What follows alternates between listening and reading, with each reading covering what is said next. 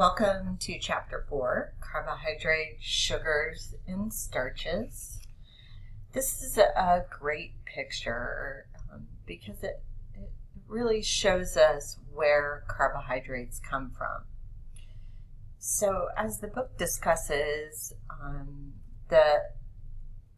when humans first discovered the nutritional value of grasses, in post-Ice Age Earth, they sought to ensure a consistent, steady supply of these carbohydrate-rich grains to support growing populations. Care was required and attention to these crops, and it required that groups remain in one place and collectively manage these crops. And this was the beginning of agriculture, and civilizations followed this. Initially, grains were toasted. They were hard to eat because how are they going to eat these grasses? So they were toasted and boiled into gruels and porridges. And then they figured out how to grind grains into different qualities, different textures. The book discusses in the Egyptian dynasties in the 19th century, coarse grain bread was distributed to slaves in the lower classes, while the finer grain varieties were reserved for athletes in the upper classes.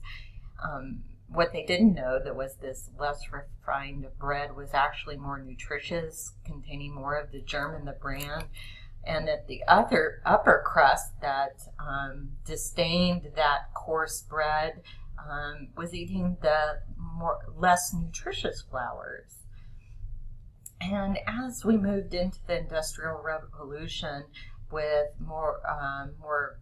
larger production of flours and roller mills, and refining flour became commonplace staple for the masses, what it did, though, was eliminate the nutritious components of the grain itself by removing the coarser parts of the plant. And eventually, global use of refined grains prompted governments to mandate that flour be enriched to ensure that consumers were getting a nutritionally useful commodity. But despite these efforts, manufacturers continued to develop refined foodstuffs with remarkable shelf lives and limited nutritional value. The book gives examples from Hostess Twinkies to Pop-Tarts to Lucky Charms. These are all made from grains, but very refined. And today we seek to return to a balance of dietary carbohydrates that includes more whole grains, cautioning against the excessive consumption of the empty calories or highly refined foods. So this is just a little bit of a repeat of our hunter-gatherer ancestors, and traditionally most of their process was just from cooking so that they could actually eat that grass in the last picture. And today there's so much refining in foods. The refined sugars are chemically identical to natural sugars. And what we're going to learn is these flours and carbohydrates that are refined don't contain the fiber, vitamins, minerals, and phytochemicals that were in their unrefined state. Here's a great picture that shows corn in as an unrefined source of carbohydrate.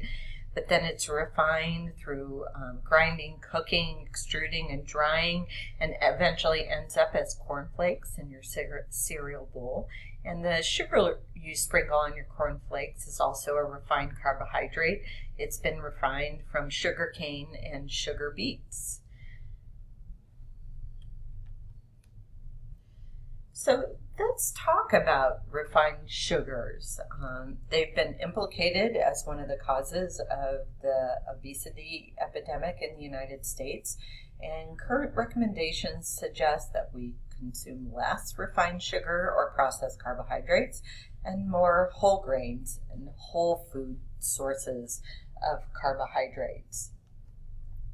When we let's talk about some definitions: whole grain versus refined grain. So when we talk about whole grains, they contain the whole kernel, including that says brain, but it's bran, the germ, and the endosperm.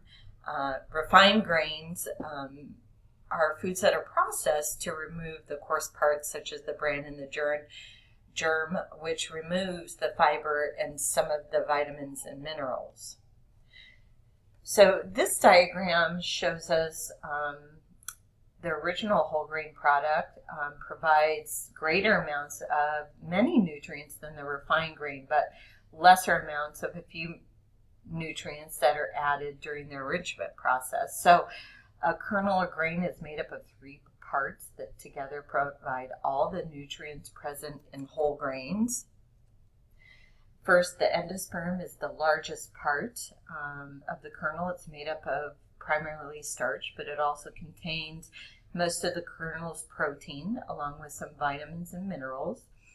That outermost bran part contains most of the fiber, and it's a good source of many vitamins and minerals. And the germ is located at the base of the kernel, is the embryo where sprouting occurs, and it's a source of oil, and it's rich in vitamin E. So what's enrichment? Let's talk a little bit about the enrichment process. So to make up for some of these losses when the germ and the bran are discarded during refining, and some of the fiber and vitamins and minerals are lost, in the United States, we require foods to be enriched. And enrichment means they're adding back some, but not all of the nutrients lost in processing. For example, the thiamine, niacin, riboflavin, and iron that are lost when grains are milled are later added back to levels that are equal to or higher than the originally present. And since 1998, folic acid has been added to in the enrichment process of grains, and other nutrients, including vitamin E and B6, are also removed by milling, but those aren't always added back.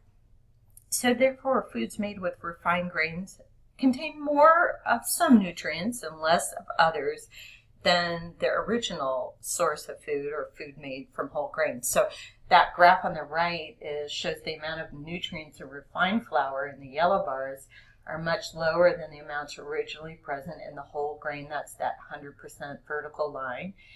And in enriched flour, the thiamine, riboflavin, niacin, iron, and folate have been added back in amounts that are equal to or exceed the original levels in the red bars. So what are empty calories? We've talked a little bit about that already, and I think you should have a good idea of what that means. So refined sugars contain calories but lack fiber and other nutrients. And sugars from whole food, though, such as fruit and vegetables, are more nutrient dense.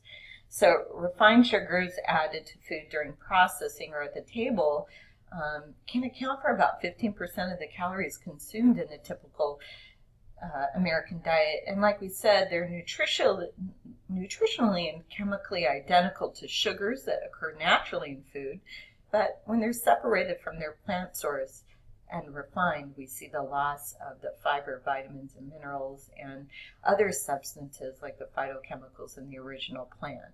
So that's what we mean by empty calories in the diet. But foods that naturally contain sugars like fruit and milk, you get a lot of vitamins and minerals and phytochemicals along with the fiber that you don't see, and so they have a higher nutrient density. So here's a great example. I love this picture.